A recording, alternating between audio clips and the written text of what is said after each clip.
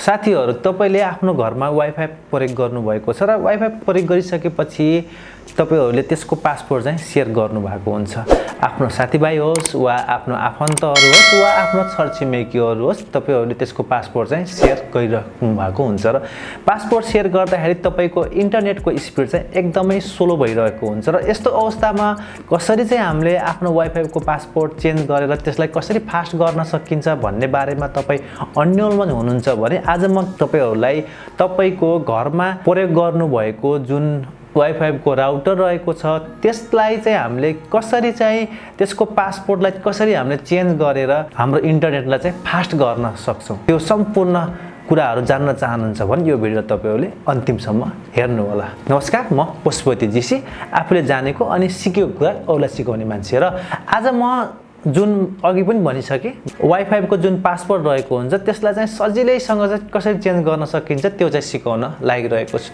तपाईको जुनसुकै राउटर हुन्छ र आज म Huawei को चाहिँ चेन्ज गर्दै छु र तपाईहरुको अरु चाहिँ राउटर रहेको छ भने त्यसको चाहिँ मैले जुन युजर नेम र पासवर्ड चाहिँ म तल राखिदिएको हुन्छु डिस्क्रिप्सनमा, त्यो पनि हेर्नु होला। र अब चाहिँ म ढिला नगरिकन चाहिँ मोबाइलको स्क्रिनमा चाहिँ तपाईहरुलाई लगेर चाहिँ सिकाउने छु। अब जाउँ ढिला नगरिकन मोबाइलको स्क्रिनतर्फ।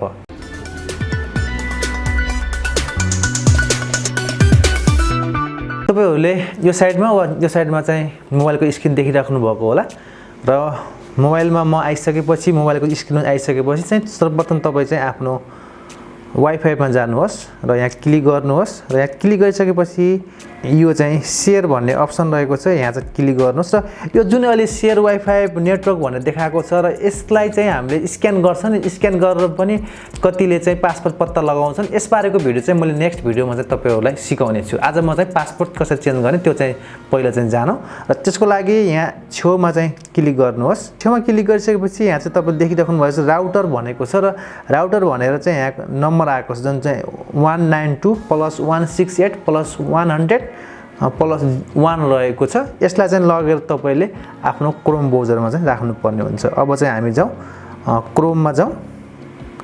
क्रोममा हामी आइसकेपछि अब यहाँ माथि चाहिँ त्यही नम्बर चाहिँ हान्नु पर्ने हुन्छ 192.168.100.1 चाहिँ हान्नुहोस् र यसलाई चाहिँ तपाईले यहाँ नेक्स्ट गर्नुहोस्।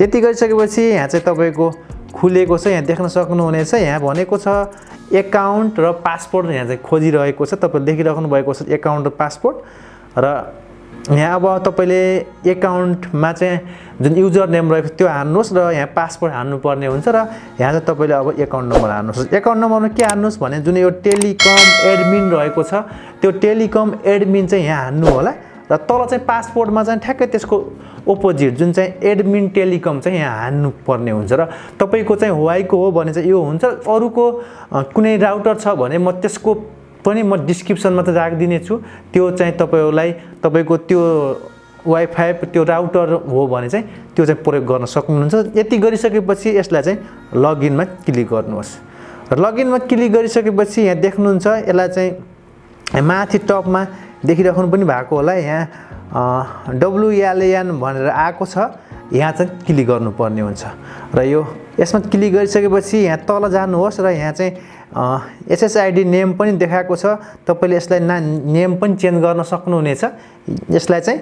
र अब हामीले आज पासवर्ड चेन्ज गर्न लागिरहेका छौं, त्यो भएको हुनाले अब चाहिँ यो पासवर्ड चेन्ज गर्नको लागि यो जुन चाहिँ WPA प्रेस शेयर की भन्ने रहेको छ यो चाहिँ पासवर्ड हो, यसलाई चाहिँ तपाईहरुले अब चेन्ज गर्नुहोस्। म चाहिँ यहाँ पासवर्ड चेन्ज गर्न लागिरहेको छु र यो पासवर्ड चेन्ज गरिसकेपछि तपाईको डिभाइस चाहिँ अटोमेटिक चाहिँ कनेक्ट भएको सम्पूर्ण डिभाइसहरु चाहिँ सबै चाहिँ त्यहाँ चाहिँ रिकनेक्ट गर्नुपर्ने हुन्छ। त्यसको लागि म अब यसलाई चेन्ज गर्दै छु। मैले चाहिँ फाइनली यहाँ मैले चेन्ज गरिसकेको छु र चेन्ज गरिसकेपछि यसलाई चाहिँ यहाँ तल अप्लाई भनेको छ, त्यहाँ अप्लाईमा क्लिक गर्नुहोस् र अप्लाईमा क्लिक गरिसकेपछि यहाँ चाहिँ देखिराख्नु भएको छ यहाँ चाहिँ वाइफाई चाहिँ यहाँ चाहिँ हामी रिकनेक्ट गर्नुपर्ने हुन्छ। अहिले चाहिँ यहाँ डिस्कनेक्ट भइसकेको छ वाइफाई र माथि तपाईले देखिराख्नु भएको छ नो इन्टरनेट कनेक्सन भनेको छ र यसलाई फेरि हामीले पुनः चाहिँ कनेक्ट गर्छौं। र त्यसको लागि तपाईहरु वाइफाईमा जानुहोस् र वाइफाईमा गइसकेपछि यहाँ चाहिँ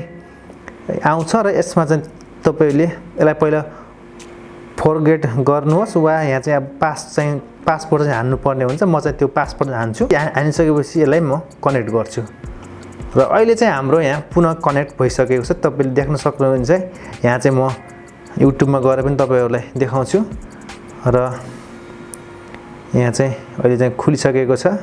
जस्तै हाम्रो च्यानलमा जानुहोस् र च्यानलमा गइसकेपछि कति र हाम्रो च्यानल पनि खुलिसकेको छ र कतिले चाहिँ अझै पनि हाम्रो च्यानल तपाईँले सब्स्क्राइब गरिदिनु भएको छैन भने कृपया सब्स्क्राइब गरिदिनु होला। जुन रातो बटन रहेको हुन्छ त्यो बटनलाई चाहिँ क्लिक गरिदिएर छेउमा रहेको नोटिफिकेसनलाई पनि अन गरिदिनु होला। यसरी चाहिँ तपाईँहरूले सजिलैसँग आफ्नो घरमा रहेको जुन वाइफाईको पासपोर्टलाई चाहिँ तपाईँहरूले चेन्ज गर्न सक्नुहुनेछ। आजको भिडियो तपाईँहरूलाई कस्तो लाग्यो र आगामी दिनहरूमा यस्तै नयाँ उपयोगी भिडियोको लागि हाम्रो यस च्यानल तपाईँहरूले अझै पनि सब्स्क्राइब गर्नुभएको छैन भने कृपया सब्स्क्राइब गरिदिनु होला र साथीभाइहरूको लागि यो भिडियोलाई सेयर गर्न पनि नबिर्सिनु होला भन्दै छिट्टै नयाँ भिडियोमा भेट्ने बाचासहित आजलाई बिदा चाहन्छु। होस् त नमस्कार। तपाईँको दिन शुभ रहोस्।